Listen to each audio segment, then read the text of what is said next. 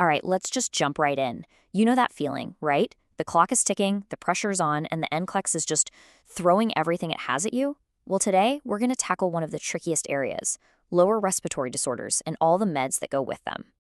And boom, your heart kinda skips a beat. You take a deep breath, you focus on the screen, and the scenario starts to play out in your head. It's one of those questions, a prioritization question, and you know every single second counts. And there it is, a classic. I mean, this is NCLEX 101. It's not just asking what should you do. It's asking what do you do first? Your patient is in distress, the clock is ticking, and the choice you make right here, right now, really matters. So where do we even begin? Okay, here's the secret. The key to absolutely crushing these questions isn't about memorizing a million different facts. Nope. It's about having a rock-solid way of thinking, a framework that lets you assess, prioritize, and act, even when you're feeling that pressure. And this, right here, is your framework. This is your nursing North Star, the ABCs. Airway, breathing, circulation. For any patient who's struggling to breathe, the very first thing, the only thing that matters in that initial moment is securing a patent airway.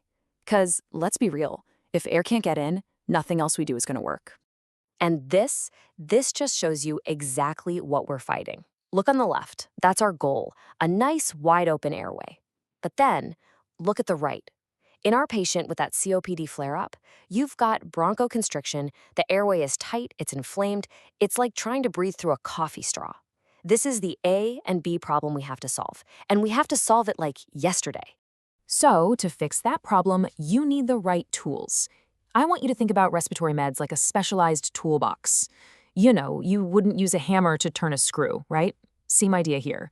You can't just grab any old inhaler. You have to know exactly which tool to grab for the job at hand.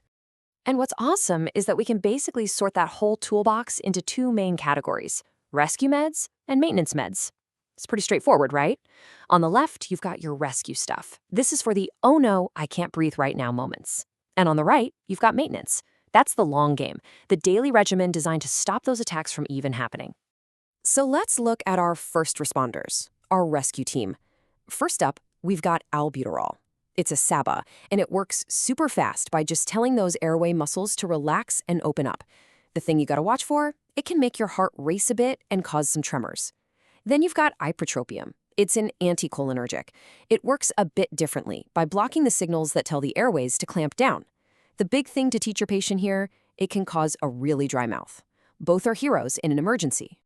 So let's bring it all back. Remember our original question, the patient with COPD and sudden shortness of breath? Well, now we have our answer. The highest priority is to get them a fast-acting rescue inhaler. We're directly tackling the A and B of our ABCs by forcing that constricted airway open. Okay, fantastic. We've put out the immediate fire, but our job isn't done. See, great nursing isn't just about reacting to emergencies. It's about being proactive and preventing them. So now let's talk about the long game, our maintenance medications. And one of the biggest players in maintenance therapy is an inhaled corticosteroid, like fluticasone. Now listen, I cannot say this enough. These are absolutely not rescue inhalers. Their job is to work quietly in the background, day in and day out, to chill out all that inflammation and make those scary flare-ups way less likely to happen. And with these meds, patient teaching is absolutely everything. Rule number 1, you have to have them rinse their mouth out after every single use to prevent oral thrush. So important. Rule number 2, if they're also using a rescue inhaler, they use the rescue one first. You open up the airways with the bronchodilator, then you use the steroid so it can get down deeper and do its job. All right, I get it. That's a lot of drug classes and rules to keep straight, especially with that NCLEX clock ticking. So how do we keep it all organized in our brains? Well, you need a cheat code. And here it is. This is a brilliant mnemonic. Just remember this one phrase. Chronic pulmonary medications save lungs. It's perfect. Let's break it down. C is for our corticosteroids. P is for phosphodiesterase 4 inhibitors. M gets you methylxanthines, like theophylline. S is for our short-acting heroes we just talked about. And L is for the long-acting bronchodilators. See? That simple phrase is your key to locking in all the major COPD drug categories. You know, when you boil it all down, this is really what it's all about. This quote says it perfectly. You're not just cramming facts for a test. You're learning the art and science of clinical judgment, how to see a problem, figure out what's most important, and then do something about it. That's what being a great nurse is all about. So, as we wrap this up, I'm going to leave you with this question. The next time you see a respiratory question on a practice exam, or, way more importantly, the next time you're standing next to a real patient who's struggling to breathe, how are you going to apply this framework? Because that's how you turn what you know into an action that can save a life.